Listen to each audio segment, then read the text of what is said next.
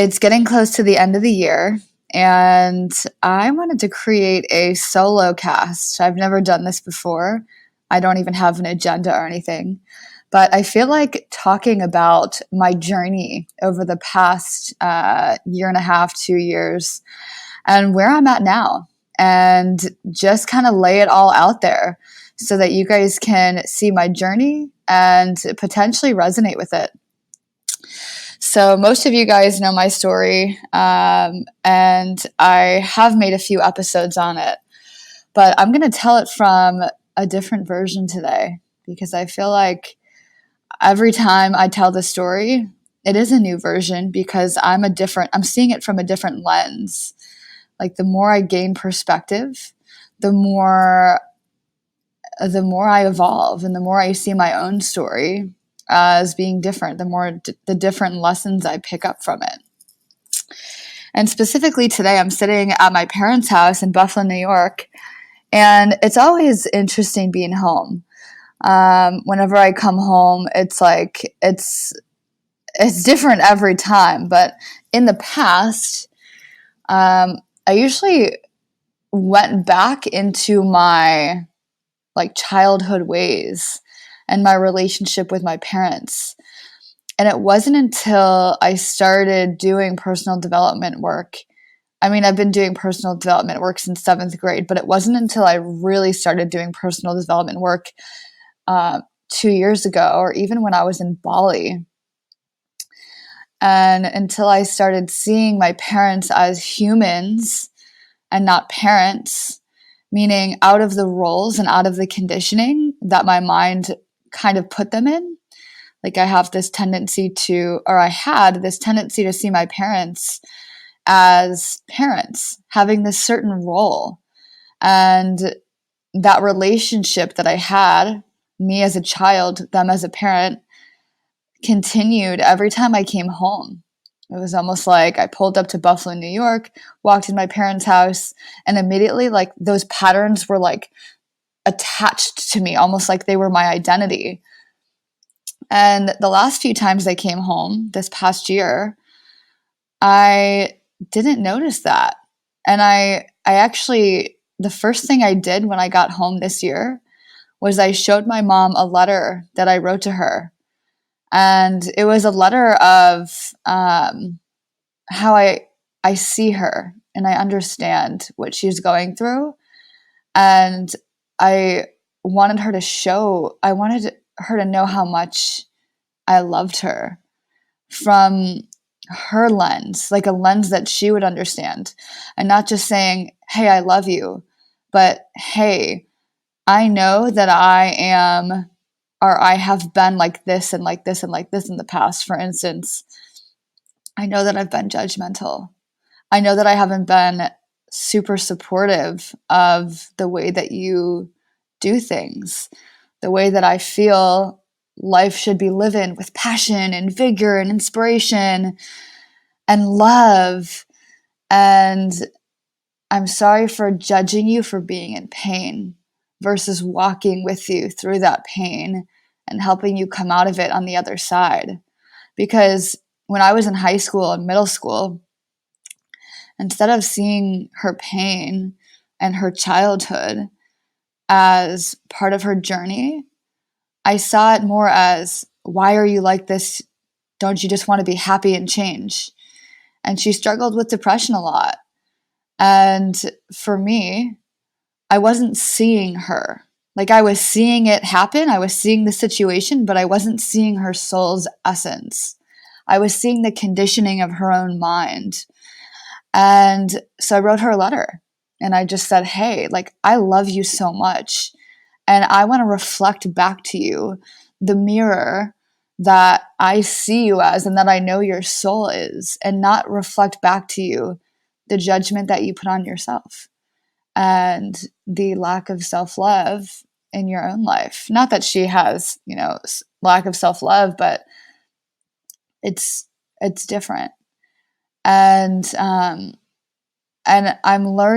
still learning to respect and love the journey of the human experience. Like everybody is going on such a unique journey, and to actually open my eyes to see how deeply humanity and these experiences, especially when they're between the ages of 0 and 7, can have an impact on our lives until we're 50 or 60.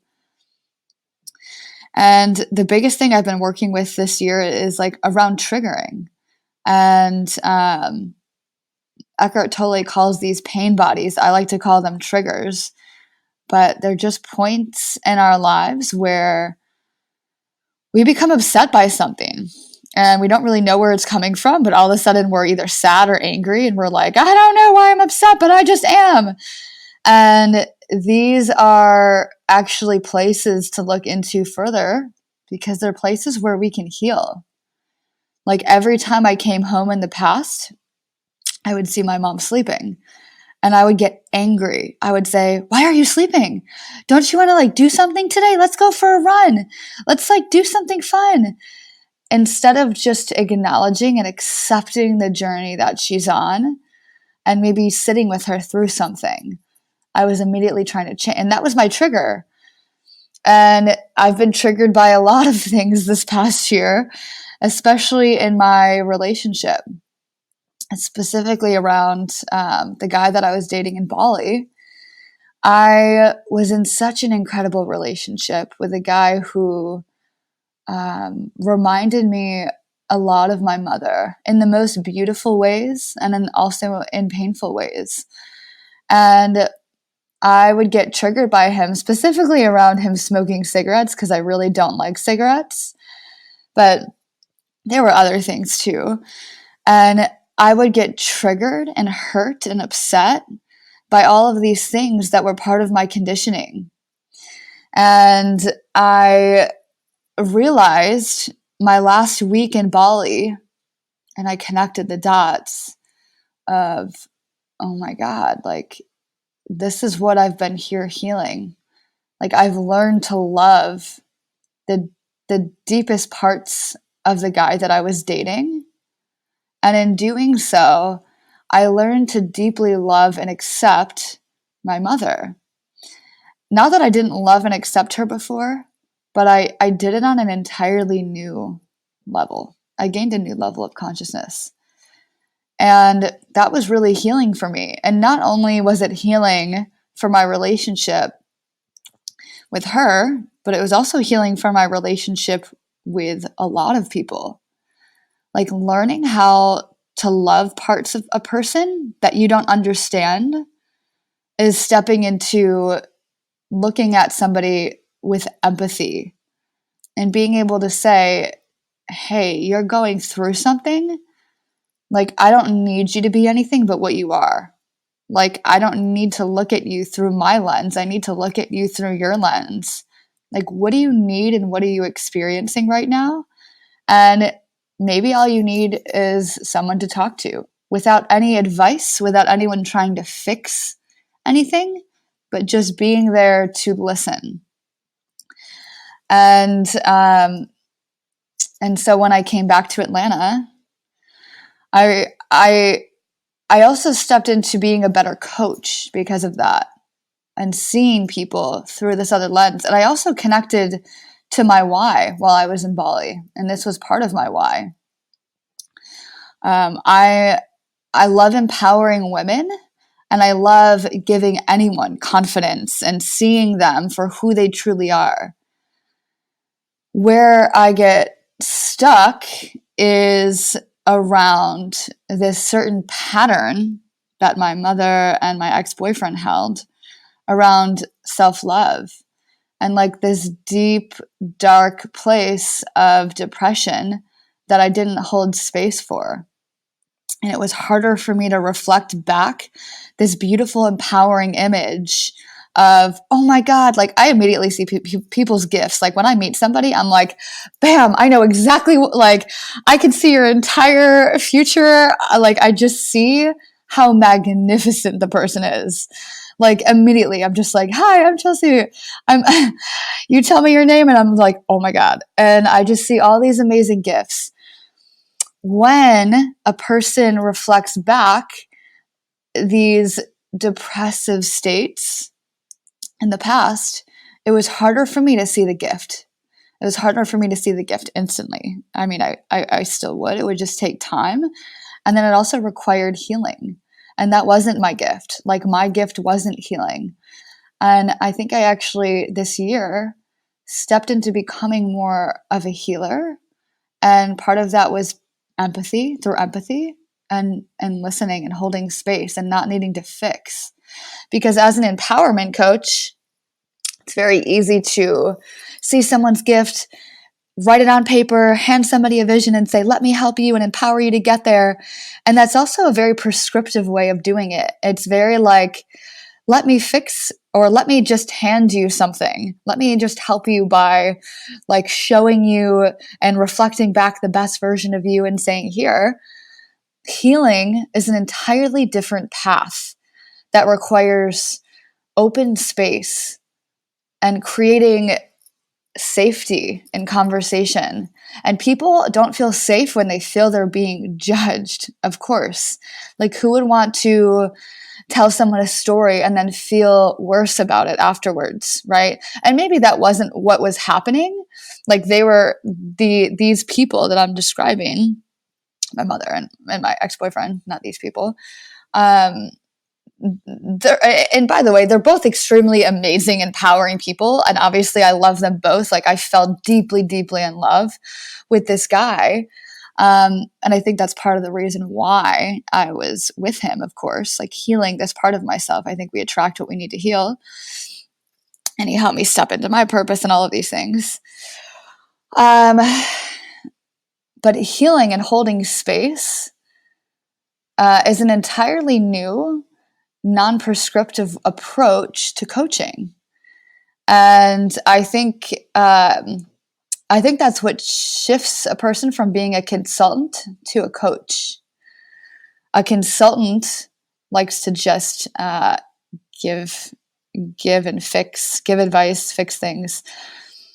And a healer and a coach creates space for healing, creates safety, creates a foundation, asks questions, and has you come to your own answers. So as I moved back from Bali to Atlanta, it became clear why I was a women's empowerment coach, and specifically why I wanted to help women. And it's because of this relationship that I had with my mom, but it took a new form. It was like this form that started as, I want to help people that are in depression get out of depression through empowering them in their masculine. And it turned to, I want to help heal and empower people through the feminine. And the feminine energy is, the feminine masculine is what I've been obsessed with all year if you've been following my journey. And I'm a Gemini, so naturally I just love the duality of life. I love everything about the duality of life. I think everything exists in a duality. But I became so ingrained in the feminine masculine duality, partly because those are two words. Like, feminine and masculine to me is really about yin and yang, which really is about black and white, which really is about literally every single duality. But I like to use these two words specifically because I've put so much context and meaning around these words now. And it's just easier for me to describe them like this. If you don't know what that means, or if it doesn't resonate with you, just think of it as yin and yang. But for me, the feminine energy is extremely open. It's about receiving. It's about creating space. It's about allowing.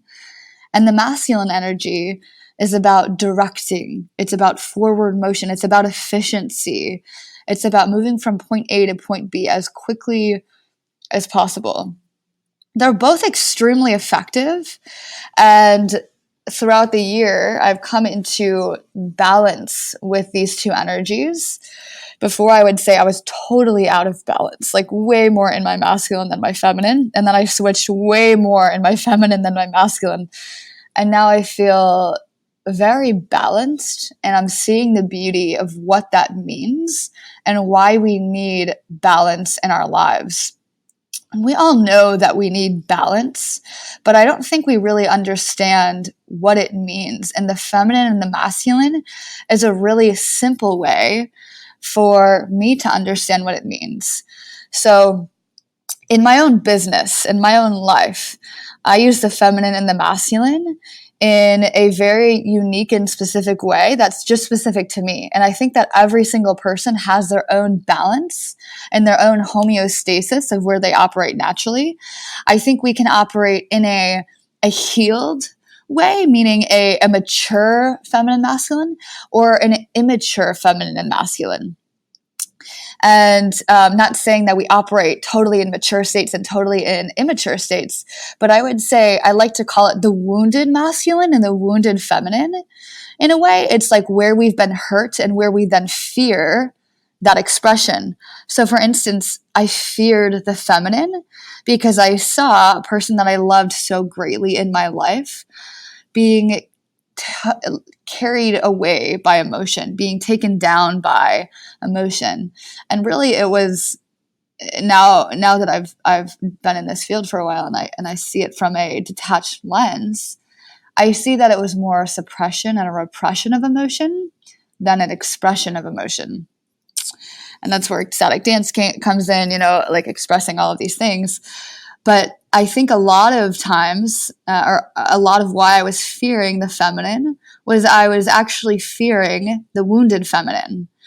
And I was fearing what the body can do and what the mind can do when we suppress emotion. And when we hold that trapped emotion in our body, causing these triggers, right? And so throughout the year, I've learned to heal my own triggers and trust my feminine energy and really step into my feminine in an empowered place, a place of discernment, and a place that I can trust versus following this blind intuition, jumping off a mountain into the wind, hoping that I'll be caught by the bungee cord above me. Like that was how I was seeing it. And it was way too unknown. It was way too jumping into the darkness, not having a plan. And that scared the shit out of me. And throughout the year, I've built up this trust with her and this respect for her. Like the wisdom of her is so powerful and so strong. And I was seeing the repressed version of her. And I would say, not to put this across all of America, but I would say that that's a pattern across a lot of people. Like, I don't think I'm hyper unique in that thought. And I think that's where the difference between feminism, like feminists, and being feminine comes in. The feminist movement is based on, it stems from the repression of the feminine. It's a movement that was started with anger and fear. And I think now it's starting to shift into a more feminine movement. But it used to be a movement about hating on men and trying to be more like men and competing with men. And all of these wounded masculine qualities were fueling this movement. And I think instead of becoming more like men, what I wanted to do was learn to be more feminine and to be more like a woman and to respect the feminine qualities in people. And even having men step into their expressed feminine instead of the wounded feminine or the wounded masculine. And I think that, and I know that that is the movement that I am behind and that I'm excited about. So all of this journey that I went on, all tied into that specific mission. And that's why I am so freaking excited about 2020. I'm excited about this movement. I'm excited about the feminine and the masculine and helping people step into these beautiful places of healthy masculinity and healthy femininity. One, to heal relationships, of course, and two, for me personally, to master the creation process. I love creating this world. I love creating businesses. I love creating ideas. I'm always in creation mode. It makes me happy. We say that a lot of times. I say that we're either in creation mode, maintenance mode, or destruction mode. And we fluctuate between the two. And I think most of us, at least I, and like a lot of entrepreneurs that I'm surrounded by, we're happiest in creation mode. And I am obsessed with learning and mastering the creative process by balancing the feminine and the masculine energies for other people. And right now, I'm actually creating a program on this because I'm so adamant, excited, and I keep using the word obsessed because it's so true.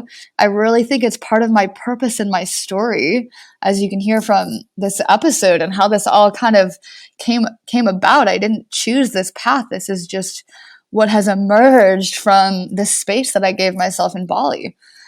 And yes, I think the feminine and masculine and getting into healthy relationships with these two, one, will heal a movement across America, two, heal relationships, but three, I think we'll be able to create from a space of infinity and impossibility, which is the feminine, versus this place of limitation. And I think we'll actually be able to discover more. A lot of scientists use the scientific method. It's a very prescriptive and a very logical approach. With that much masculine energy and that much prescription and logic comes a lot of limitation. Like the masculine energy naturally creates boundaries. That's how it creates. You put a boundary around something and then you can actually know what you're creating. It's defined, it's structured. The feminine is infinite. It makes the impossible possible. That's the beauty of the feminine. That's the creativity. That's the creative energy. I think when we can start creating from the feminine, we will actually be able to discover more in science and spirituality and all of these things. And I like to say that spirituality is just science undiscovered. Like the way I just see spirituality, it's not a religion, like a structure. I see it as a way of being, like creation. Like, why are we here? Why the hell are humans here on Earth? We're all wondering this question, right? And I think that science is just facts about discoveries that we have made, and spirituality is the unknown. It's what we have left to discover. And it's so funny when people are like, I don't believe in spirituality. And I'm like, what do you not believe in? The unknown because it doesn't exist? Like, it's just interesting to me. And I think if we can switch the way that we view it and put it into a different perspective, I think we'll actually be able to discover a lot more. And I actually think if scientists and spiritualists were to get together, we'd be able to, and I'm going to use this terminology, but I actually want to brand it. So if you're listening, just keep that in mind. I think there's, we like to call it ecology. And I think there's going to be a term, soulcology, like understanding the soul and how we are here and how we got here using spiritual based principles. And so I know this is a long podcast. I know I've been going into this journey and telling you guys all about it, but this is what I'm looking forward to in 2020. And I'm going to be sharing all about my journey on Instagram, through social media, through writing. You guys know I love to write. And yeah, so if you're not following me already, go ahead and follow me on Instagram at Chelsae Zirna. You can go ahead and take a look at my website, chelseazirna.com. And I will be launching this program in the first quarter of 2020. If you're living in Atlanta and you want to attend any of my events, I host an ecstatic dance every single full moon. It's called Ecstatic Dance Temple. Every single solstice and equinox, I hold an event called Rewild. It's magical. So go ahead and look at the promo video. Oh my God. It's so good. Matthew DeMarco, props to you for making that video. Seriously. It's amazing. My co-creator, Megan, she's going to be living in Bali for the first 6 months of the year. And she'll be back in the second half of the year. So I'm excited to create more with her. So you guys will see more from Rewild in the second half of the year. So thank you guys for following along this journey. I've been doing this podcast for about 6 months now, and I appreciate every single person who's downloaded it, who's listened to it, who's supported me in any way. I seriously love you guys. You know how much I love you. And if you don't, I'm telling you right now, I love you so much. I appreciate you. If you want to hear that in person, reach out to me. I would love to just tell you how much I love you. So enjoy your holiday. Merry Christmas if you celebrate Christmas. Happy holiday. Happy New Year. I will see you guys at the beginning of next year.